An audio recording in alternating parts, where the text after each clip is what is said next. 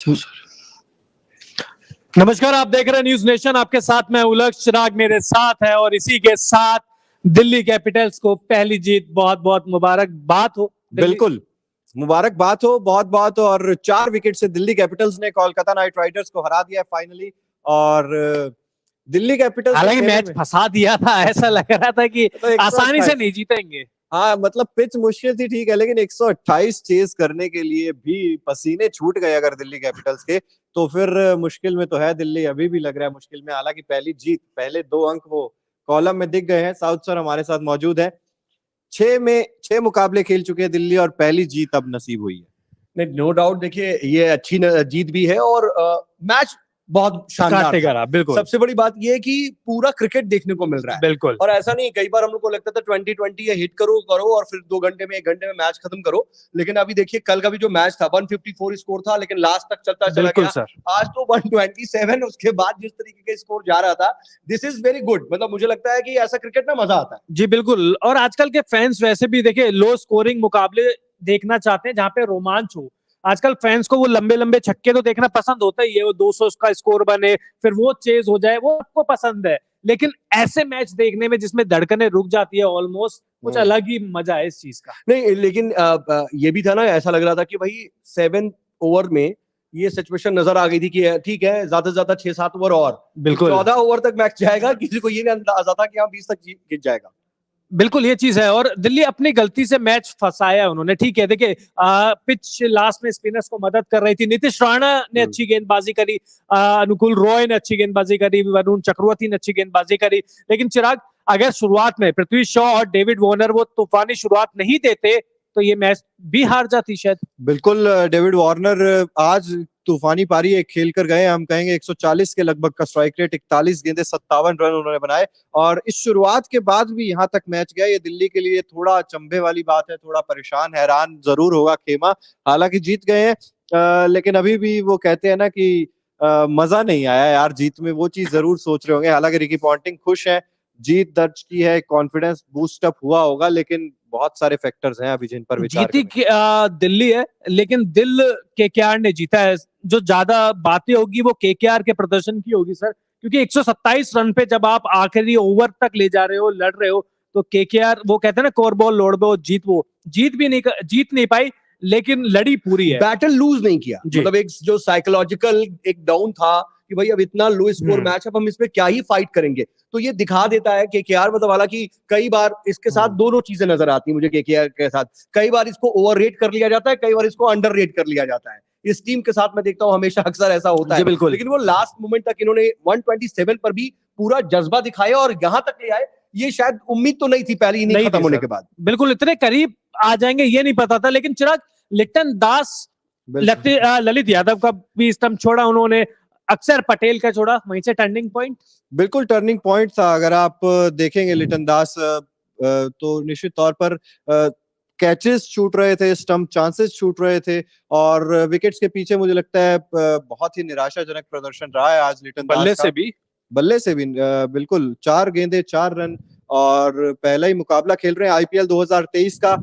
थोड़ा समय लगेगा शायद उनको, लेकिन डेविड वार्नर की आज तारीफ करनी होगी। और हमेशा ही हम लोग करते हैं, लेकिन कई बार हम कहते हैं कि स्ट्राइक रेट का इशू है, आज वो भी आज उन्होंने अलग कुछ नहीं किया।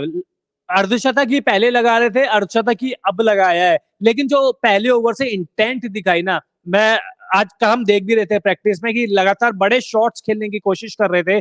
और मैं आपसे कह भी रहा था, देख रहा कल वार्नर तेज खेलेंगे, आज वो तेज नहीं खेलते ना, तो ये शायद हम। लेकिन अगर हम दोनों मैच देख लें तो एक तरफ आरसीबी और एक तरफ दिल्ली, मतलब दोनों के साथ ये था कि मैच जीतेगी कि नहीं जीतेगी। उनके फैंस अभी तक तो निराश थे। तो आज जो है चिराग, देखिए कल भी आप जो भी हो, आरसीबी कम से कम आज आप खुश होंगे। कम से कम पहले मैच की भी तो बात कर ले।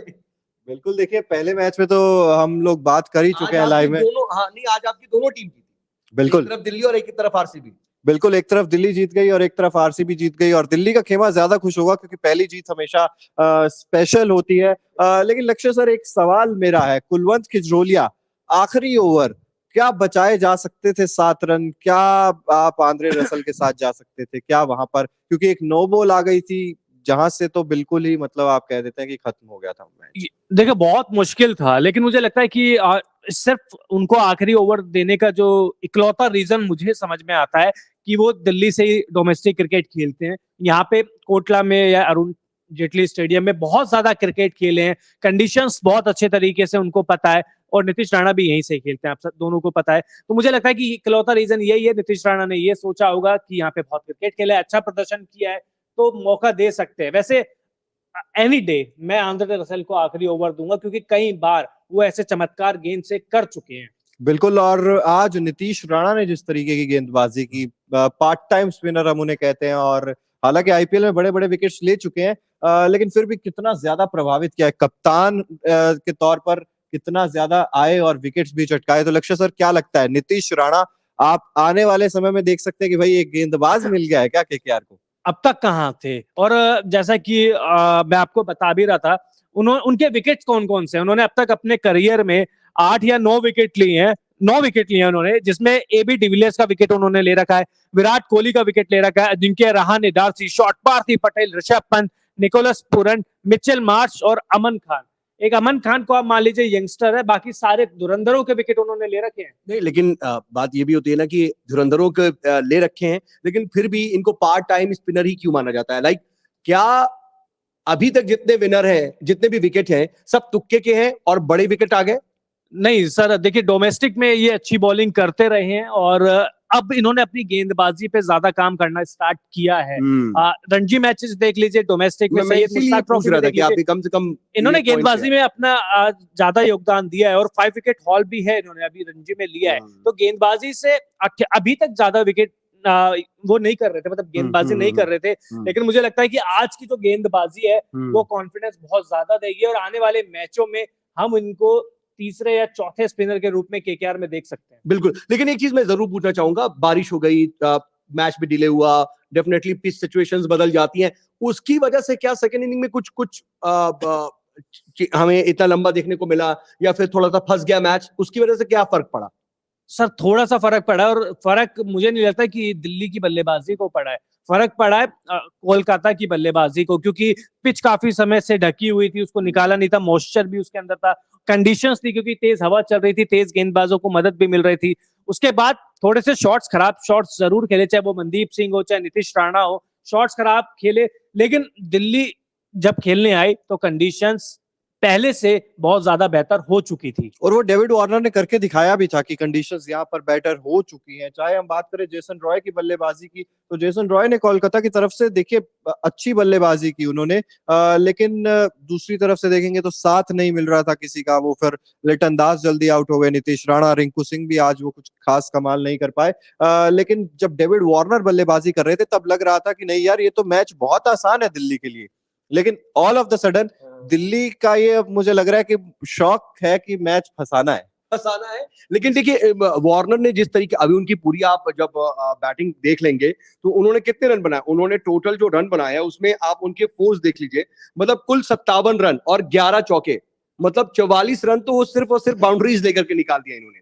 और यही जब हम इधर बात कर रहे थे रसल की, तो रसल ने तो भाई क्या ही किया था आज, मतलब 4 छक्के, जिस तरह की उन्होंने, उस वक्त तो ऐसा लग गया था कि अगर रसल रुक गए तो फिर उसके बाद तो ये जो फंस रहा है मैच, लो स्कोर हो रहा है, वो नहीं होगा। वो ठीक है, वो इतना एक आक्रामक हो गया कि विकेट गवा बैठे, लेकिन वो एक वापस से रोमांच आ गया था उस वक्त। सर आप ये चीज देखिए कि रसल ने 4 छक्के मारे हैं, इसके बावजूद उनकी स्ट्राइक रेट 122 की है, 31 पे 38 नाबाद रहते बनाए हैं इन्होंने, 3 छक्के तो आखिरी ओवर में। तो आप सोचिए पिच कितनी कठिन थी, और मैच खत्म होने के बाद ये बिल्कुल सही बात है कि वहां पर भी ठीक है, हम लास्ट में जब स्कोर बोर्ड देखते हैं तो ये सिचुएशन नजर आती है, लेकिन उनको सामने से भी साफ नहीं मिल रहा था। बिल्कुल, और नीतीश राणा ने भी बोला मैच खत्म होने के बाद, बोला कि देखिए यहाँ इस पिच पर 15 से 20 रन शॉर्ट रह गए, इसकी जिम्मेदारी उन्होंने खुद ने ली है कप्तान के रूप में, एक बल्लेबाज के तौर पर। इसके अलावा उन्होंने तारीफ भी करी, तारीफ करी अपने गेंदबाजों की, तारीफ करी उन्होंने दिल्ली के बल्लेबाजों की, जिन्होंने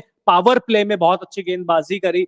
चिराग, मैं ईशा के बारे में सोच रहा हूँ, आज उन्होंने केकेआर को सपोर्ट किया था। हाँ, ये मतलब जो रिकॉर्ड है वो टूट नहीं रहा है ईशा का, लगातार जिसे सपोर्ट कर रही है वो टीम हार रही है, और आज तो जानबूझकर, मुझे लग रहा है जब भी दिल्ली का मैच हुआ करेगा तो अपोजिट टीम को ही वो सपोर्ट करेंगी ताकि दिल्ली जीत जाए। लेकिन सफर काफी ज्यादा मुश्किल है, हालांकि जीत की शुरुआत हो चुकी है, लेकिन प्ले ऑफ का सफर दिल्ली के लिए अभी भी बहुत लंबा है। अच्छा एक चीज और, पृथ्वी शॉ अब क्या इनको बाहर करने का टाइम आ गया है, किसी और बल्लेबाज को अब लाया जाए इनकी जगह? देखिए 13 रन 11 गेंद पर और इम्पैक्ट प्लेयर के रूप में आ रहे हैं, इम्पैक्ट कुछ दिख नहीं रहा। बिल्कुल इम्पैक्ट दिख नहीं रहा है और एकदम से ही इनका जो डाउनफॉल है वो स्टार्ट हो गया, क्योंकि हमने देखा डोमेस्टिक में कितना शानदार परफॉर्म कर रहे थे और सडनली जैसे ही आईपीएल शुरू होता है तो एकदम से वो जो डाउनफॉल आया पृथ्वी शॉ के लिए, वो बहुत मुझे लग रहा है एक तरह से नेगेटिव इम्पैक्ट भी डाल रहा है दिल्ली कैपिटल्स के खेमे में भी। और जैसा कि हम बात कर भी रहे थे कि कुछ चेंजेस जरूरी थे, आज आप ईशांत शर्मा को लेकर आए, आज आप फिल सॉल्ट को लेकर आए, तो काफी सारे जब आप चेंजेस करते हैं तो आपको पता लगता है कि क्या टीम में कमी है क्या नहीं है। आप अभिषेक पोरेल को देख लीजिए, उतना ज्यादा इम्पैक्ट नहीं डाल रहे थे, तो मुझे लगता है पृथ्वी शॉ को भी अब अगले मैच में शायद ड्रॉप किया जा सकता है। आप फॉर्म की बात कर रहे हैं, उतार चढ़ाव की बात कर रहे हैं। एक ही खिलाड़ी ऐसा है जो आईपीएल शुरू होने से पहले अपने पीक पर था, मिचेल मार्श की मैं बात कर रहा हूं। भारत के खिलाफ T20 हो चाहे वनडे सीरीज हो, धुनाई करके रख दी थी। क्या हो गया आईपीएल में? बिल्कुल, देखिए गेंदबाजी जब करने आए थे 2 ओवर 25 रन, ऐसी विकेट पे और 2 रन भी ओवर, बनाए 2 रन 9 रन पर, 9 गेंद खेलते हुए उन्होंने 2 बिल्कुल रन 2 ओवर बनाए। 25 रन खाए और जब बल्लेबाजी करने आए तो 22 की स्ट्राइक रेट से, और आउट भी हुए हैं तो नीतीश राणा की। नीतीश राणा तो नीतीश राणा का कॉन्फिडेंस तो वहीं से ही आ गया था। लेकिन मिचेल मार्श को भी देखिए अब अपने आप को कलेक्ट करने की जरूरत है, अपने थॉट्स को, और इनके बल्ले से रन निकलने जरूरी है। दिल्ली कैपिटल्स की टीम जब आईपीएल शुरू नहीं हुआ था तो इतनी कमजोर नहीं मानी जा रही थी कि भाई स्ट्रेट 5 मैच हार जाएंगे और छठा भी 128 के लक्ष्य का पीछा करते हुए ऐसा मैच फंसेगा। तो कहीं ना कहीं बड़े प्लेयर्स का ना चलना दिल्ली की समस्या बना हुआ है, इस पे काम करना जरूरी है। जी बिल्कुल। और आज शायद तारीफ बटोरेंगे डेविड वार्नर। डेविड वार्नर लगातार अच्छी बल्लेबाजी कर ही रहे थे, आज उन्होंने जो स्ट्राइक